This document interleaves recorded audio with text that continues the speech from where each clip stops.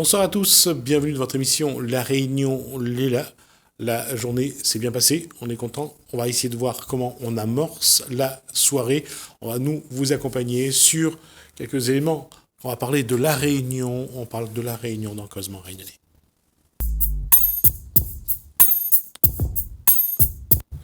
Jonathan, bonsoir.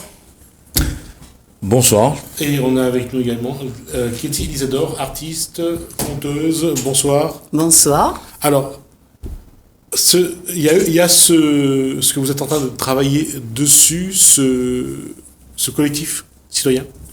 Oui, on a formé depuis peu un collectif qui s'appelle le collectif Réveil Citoyen C19.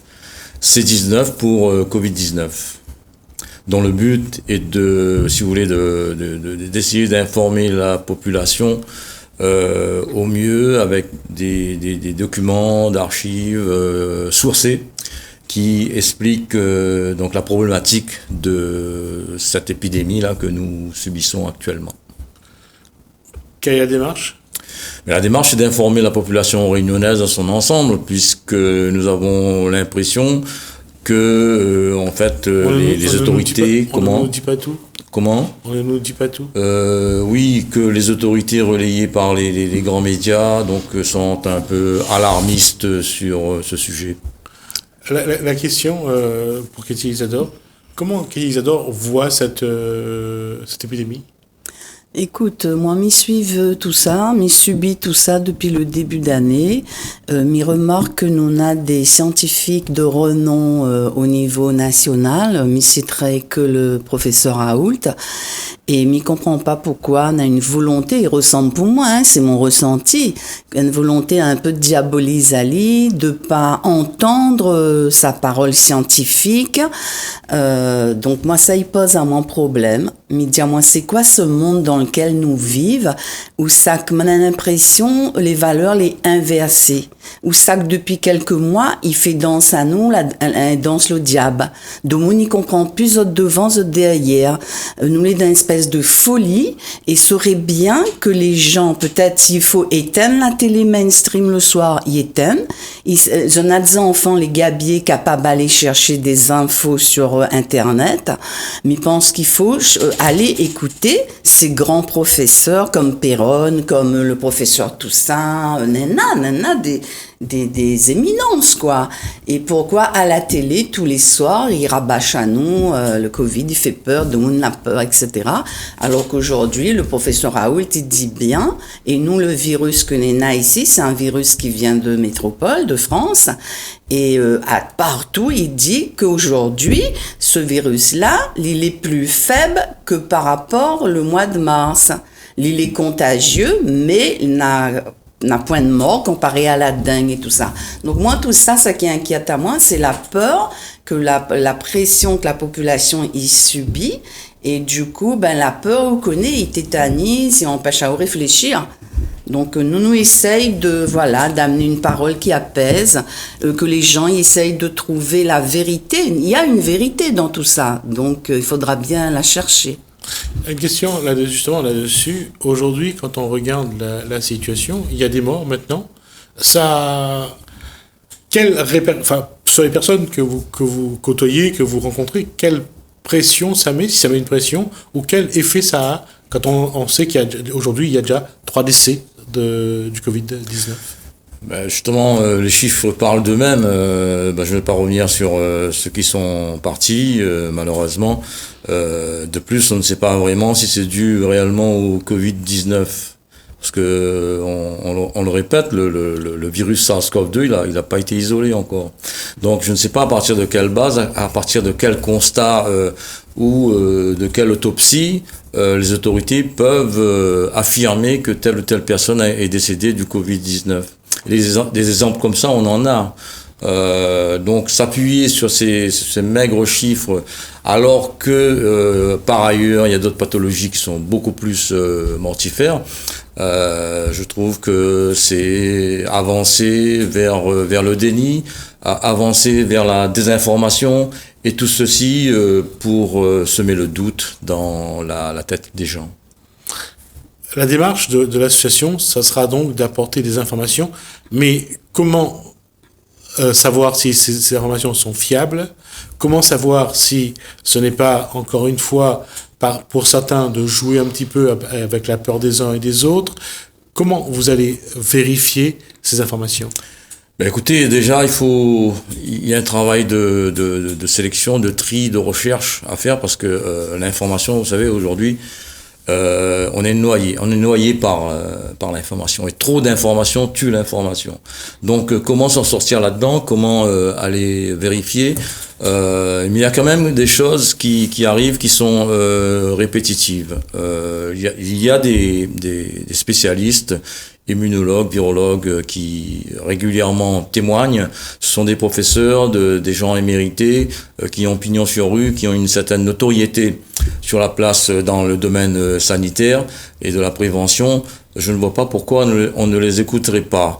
De plus, il y a aussi un mouvement d'alerte actuellement. Il y a énormément de gens qui ne sont pas forcément des spécialistes, mais qui alertent aussi sur la circulation, sur la fausse circulation des informations officielles, parce que eux aussi, ils se renseignent, ils ont des contacts avec le milieu médical et ils s'aperçoivent qu'il y a une incohérence entre ce qui est dit officiellement par l'État, qui est plus ou moins aiguillé par le conseil scientifique, et de l'autre côté, cette somme d'informations qui vient aussi de conseillers scientifiques.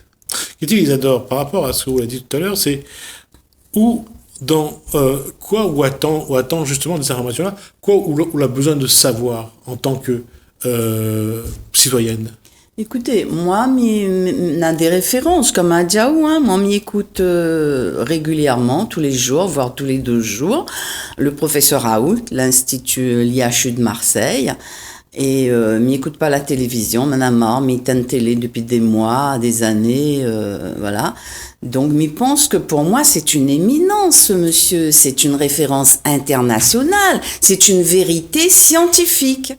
Pour sortir de la panique, de la peur, écoutons la vérité scientifique. Hein? Et il est appuyé par d'autres, parce que il y en a d'autres qui sont aussi gabiers que lui, mais nous écoute pas d'autres. Chaque fois, Banna, il fait une intervention, on peut être sûr que 2 jours après, sur les plateaux mainstream, nana quelqu'un sera là pour dire presque le contraire, pour faire démentir, mais tout ça parce que de monde peut-être il connaît pas, mais nous connaît aussi que Nena des alliances, n'a des médecins que les pris dans des conflits d'intérêts, tout ça.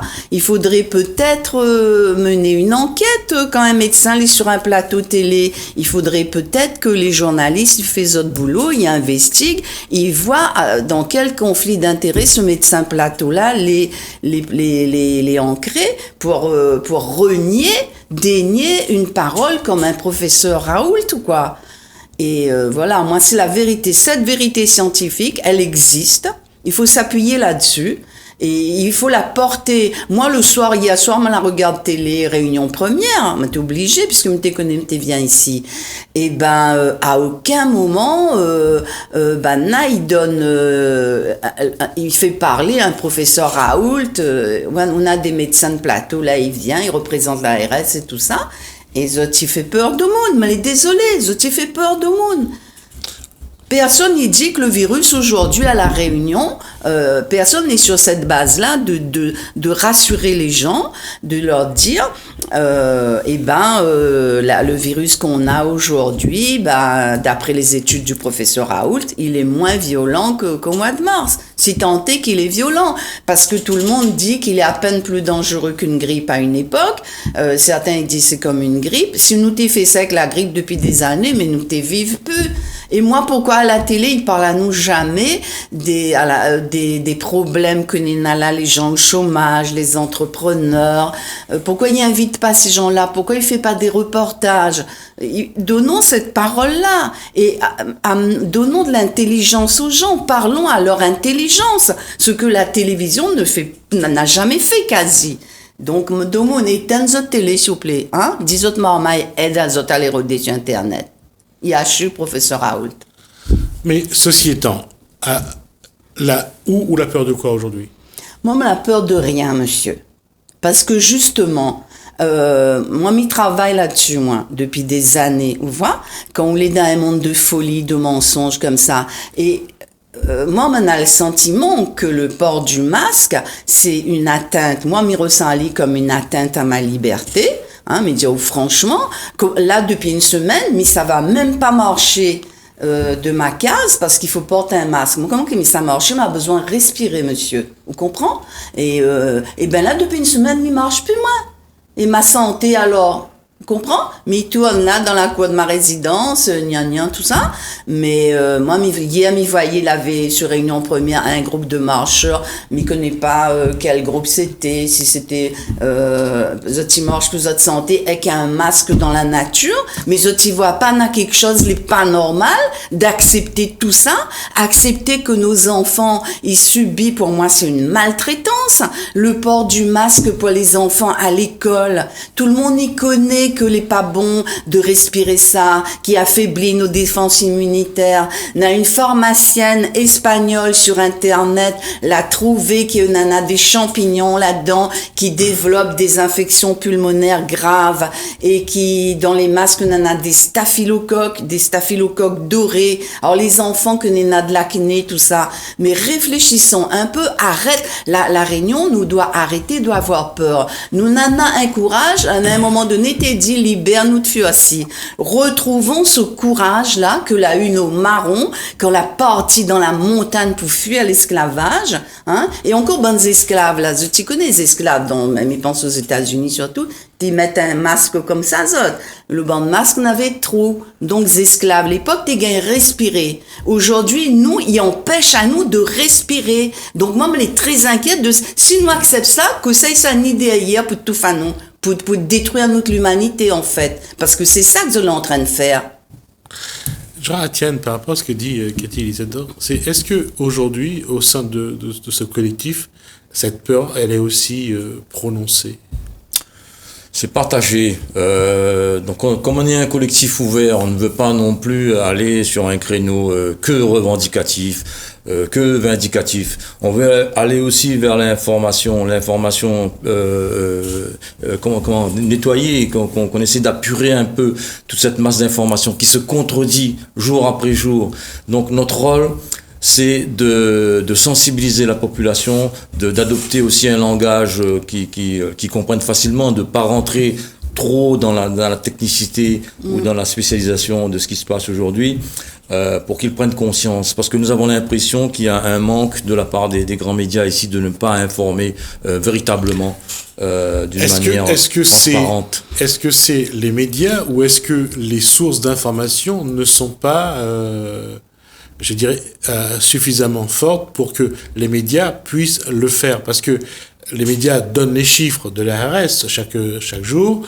Les médias rapportent les décès, comme c'est le cas actuellement. Mais si on ne donne pas aux médias les informations, pensez que les médias peuvent prendre le risque de donner des informations qu'ils auraient pu chercher et peut-être se tromper? Je pose la question, quel est le rôle d'un journaliste? Trouver l'information. C'est un journaliste d'investigation, il n'y en a plus.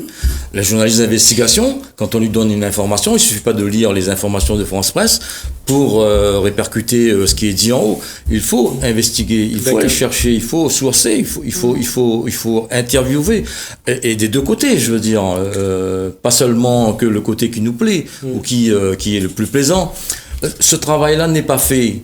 Quand l'ARS ou les autorités sanitaires annoncent des chiffres, le seul fait même de ne pas analyser ce qui est dit, pour moi, nous sommes dans l'obscurité. Nous sommes dans l'obscurité.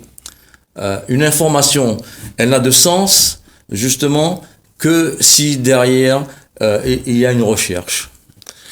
Jonathan, la question c'est aujourd'hui, vous avez une équipe, et vous-même d'ailleurs, vous êtes devenus des vrais chercheurs de trésors. C'est vous qui aujourd'hui a appris à aller chercher l'information. Je ne sais pas s'il faut l'interpréter comme ça. En fait, c'est une conscientisation qu'on a nous-mêmes fait sur nous-mêmes, et puis on essaie de la partager. Et ces informations, qu'est-ce qu'elle vous dit, ces informations que vous êtes allé chercher? Écoutez, moi depuis très très longtemps, comme Ketty, bon, je ne regarde plus beaucoup la télé, sauf pour me divertir. Donc les informations, je les zappe un peu parce que on a l'impression qu'on ne nous dit pas tout. Après, bon, il faut faire l'effort, comme je le dis à chaque fois, d'aller chercher cette information-là. Mais quand vous avez quelque chose qui n'est pas cohérent, qui n'est pas logique, qui est mis dans la balance avec une source d'information qui vous paraît plus plausible et qui se vérifie dans le temps, parce qu'aujourd'hui, beaucoup de choses qu'on raconte sur le net, on a l'impression que ce n'est pas vérifié, ce n'est pas justifié, mais quand vous regardez en arrière, dans les 6 derniers mois, ce qui s'est passé, vous comprenez aujourd'hui que ces informations-là qui arrivent par d'autres canaux ont une justification. Oui, mais la question est la même, elle revient toujours, c'est la fiabilité de l'information, c'est comment croire à telle information et pas à une autre, pourquoi un tel peut dire la vérité, pas une autre, c'est que ce soit dans le JT, que ce soit sur les chaînes traditionnelles, dans les médias traditionnels, nous avons toujours ce questionnement qui est récurrent, c'est qui dit la vérité. C'est simple à dire, hein, puisque l'information, je veux pas dire qu'on croit à tout. Quand vous avez un Neil Ferguson en Angleterre qui dit qu'il va y avoir 500 000 morts du Covid en France, si vous ne prenez pas vos précautions, et puis que vous voyez que ça ne se réalise pas, vous posez des questions. Quand il y a d'autres informations comme ça qui arrivent et que vous voyez 2 mois après que c'était totalement faux, mais ça on n'en parle plus parce qu'on l'a oublié déjà. On passe à autre chose. C'est ça qu'il faut voir. C'est que quand on passe à autre chose, en fait, on gravit des échelons dans l'indifférence et dans l'ignorance des gens. Mais comment des citoyens lambda, avec leurs moyens qu'ils ont pour vivre, déjà, certains ont du mal à boucler les fins de mois, comment peuvent-ils prendre le temps d'aller vérifier la véracité de telle ou telle information? Vous avez le temps de le faire ou pas? Oui, bien sûr, je me donne le temps parce que je n'écoute pas les médias mainstream. Ça fait longtemps, hein, parce que j'ai appris à réfléchir depuis 1990. J'ai compris qu'on nous mentait, hein, la guerre du Golfe, ça a commencé là, mon éveil, moi. Maintenant, pour répondre à monsieur Gismir Amoudou, moi, m'y crois que plus les gens les simples, plus les connecter à notre bon sens. Hein? Et simplement, n'a beaucoup de gens, comme ils causent exotes sur les marchés, dans la rue, mais ils trouvent que les gens la gardent de bon sens. Et ça, c'est quelque chose vraiment à laquelle il faudra faire attention aujourd'hui. Parce que avec tout ce qu'on nous ment, tout ce qu'on nous raconte, comme il dit, c'est la danse le diable, quoi. Tous les faits pour que nous retrouvent pas nous, pour que nous cernent pas la vérité du mensonge. Et moi, Midjaou, c'est les médias, les médias, il fait, en tout cas sur la question Covid, je t'invite des médecins.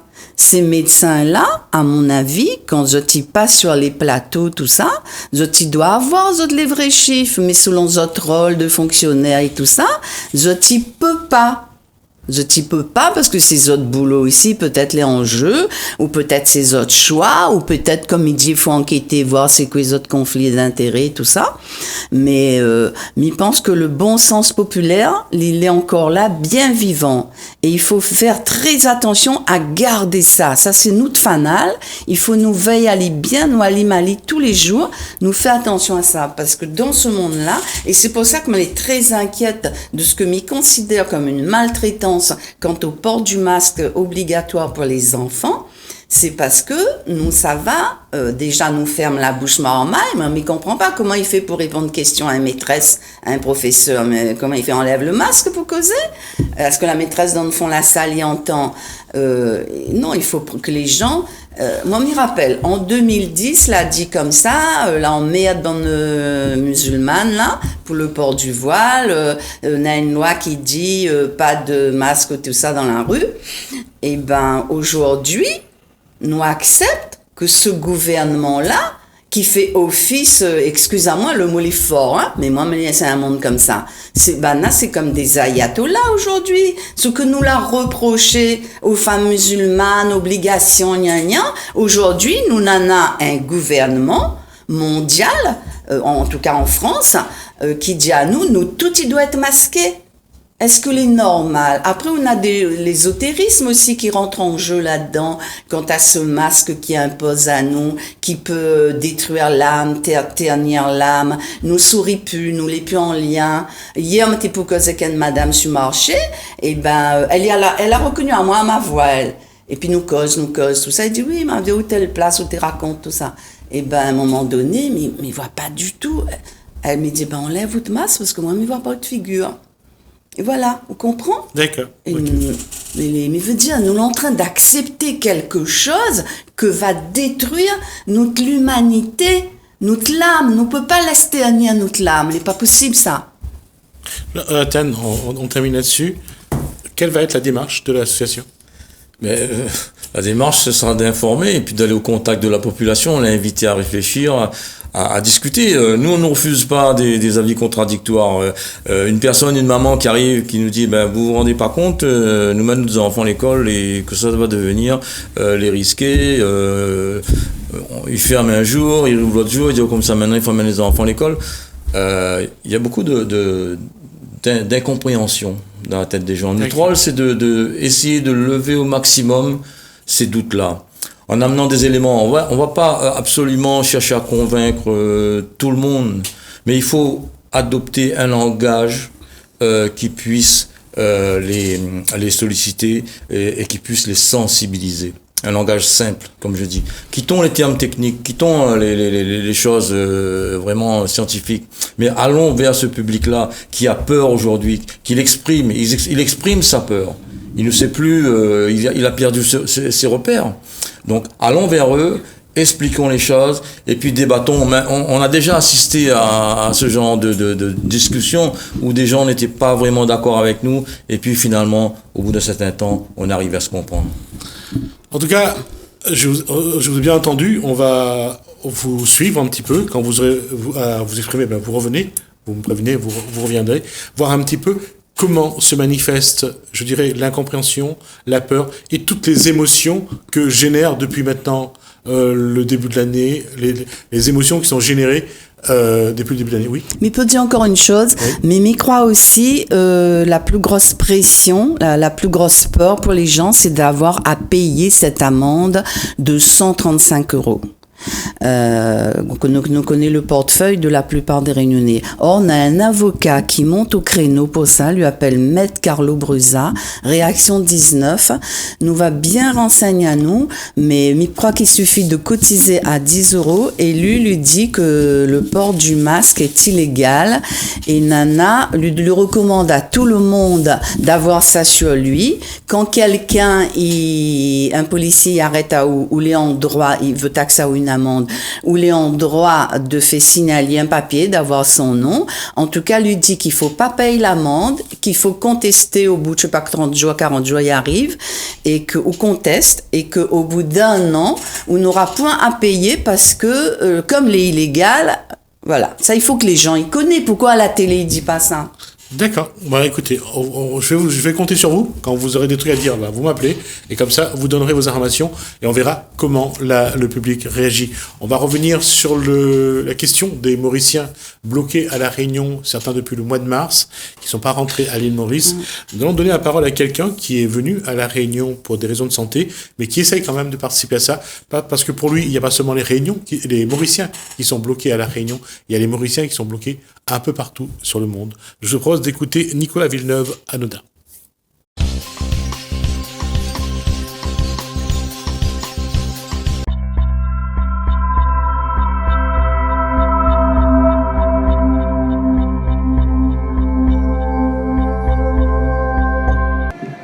Quelle est votre fonction?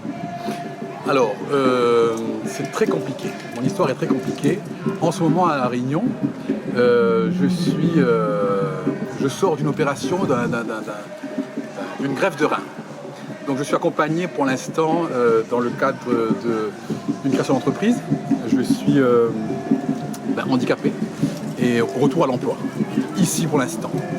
Sachant qu'à Maïbourg, j'ai une activité sur Maïbourg, mais qui s'est complètement arrêtée depuis quelques mois. Mais par contre, je suis toujours actif depuis ici et j'essaye là de revenir petit à petit m'installer à La Réunion. J'ai vécu 15 ans à La Réunion avant de rentrer sur Maurice. Et là, l'idée c'est de revenir suite à ce qui s'est passé à Maïbourg, mais d'ici, et essayer de faire quelque chose pour aider là-bas. Qu'est-ce que vous avez à Maïbourg, qu'est-ce que vous préparez comme événement pour justement apporter votre soutien aux Mauriciens qui veulent rentrer? Alors, effectivement, ce dimanche, nous avons un événement qu'on a préparé avec Alain Ramanisson et Laura Beg.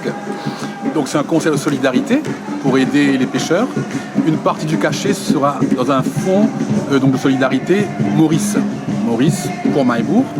Donc, ça va se faire dimanche au Native Lodge à Maïbourg, à l'île Maurice. On aimerait essayer de faire en simultané quelque chose ici à La Réunion, mais faute de temps, peut-être que ce sera un peu limite. Par contre, nous reviendrons donc avec Didier, avec notre groupe, pour essayer d'avoir quelque chose de structuré ici. Donc moi, l'idée, c'était de faire une levée de fonds, d'essayer d'avoir plusieurs partenaires et d'envoyer, pas nécessairement de l'argent, surtout pas de l'argent, mais des containers de dons. Financer par exemple un transitaire qui va envoyer un container de dons à Maurice, ou surtout créer un pôle de compétences autour d'un gros projet. Et là, on a besoin déjà par exemple de l'ONF qui est déjà d'accord, d'ONG dont l'objet est la réhabilitation écologique. En fait, l'idée, c'est de faire de Maïbourg un village écotouristique intégré.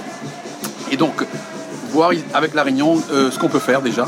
Et à Maurice aussi, on a apparemment un pool d'ONG, de coopératives qui se montent sur place. Il y a 3 choses. Il y a terre-montagne, mer, et il y a cœur de village, Maïbourg. Donc à ces 3 niveaux-là, on va essayer de trouver des partenaires et d'agir, trouver des fonds bien sûr. Et voilà, donc d'ici, je pense que je serai beaucoup plus utile qu'en étant là-bas. En tout cas, j'attends moi aussi qu'on ouvre l'aéroport pour rentrer, hein, mais je veux dire, par rapport à ce projet-là, je suis beaucoup plus utile ici. Ouais. Comment, Alain Ramanisson, Laura Beg et vous, comment allez-vous apporter votre soutien à travers ce concert que vous mettez en place à Maïbourg? Comment allez-vous aider les Mauriciens qui sont bloqués à La Réunion? Alors, par rapport aux Mauriciens qui sont bloqués à La Réunion, ce qu'il faut comprendre, c'est que dans les priorités là-bas, à tous les niveaux, même les ONG, on est encore dans le feu de l'action, j'allais dire. Il y a des manifestations aujourd'hui, il y a le concert demain, et je pense que ça va se poursuivre derrière.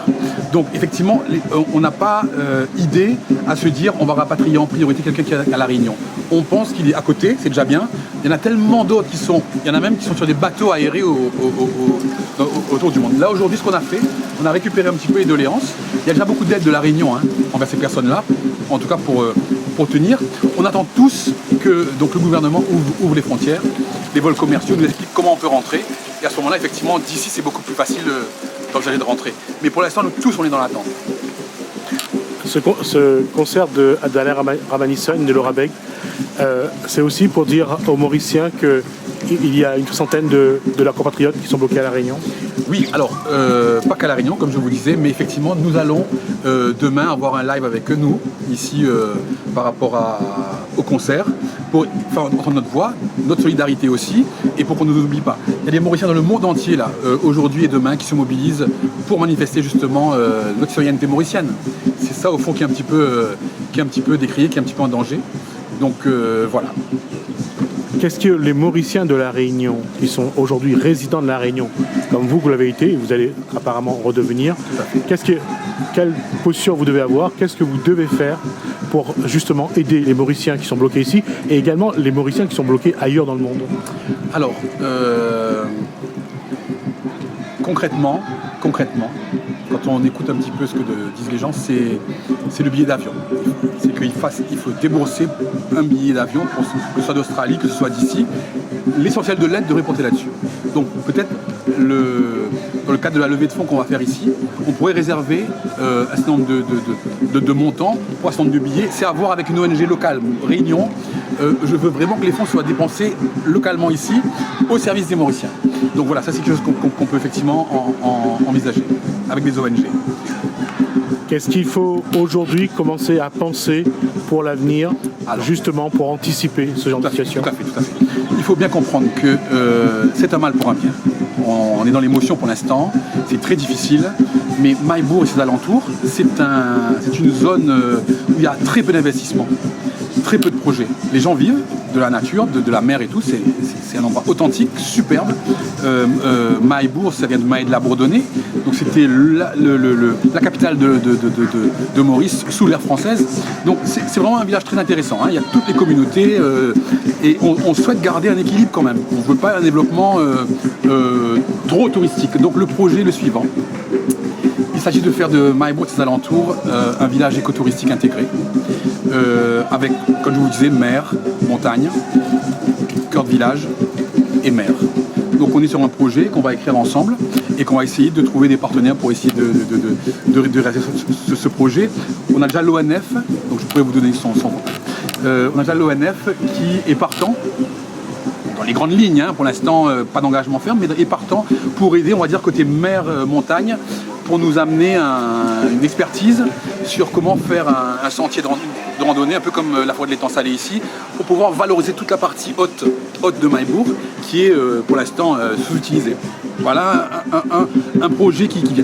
Il faut bien comprendre que Maurice a 50 ans, de mon point de vue, c'est un peu comme, pas la crise d'adolescence, mais on a eu un moment où il y a eu un fort développement, les gens se sont habitués à un niveau de confort et on n'a pas été suffisamment attentif aux services de base pour les citoyens.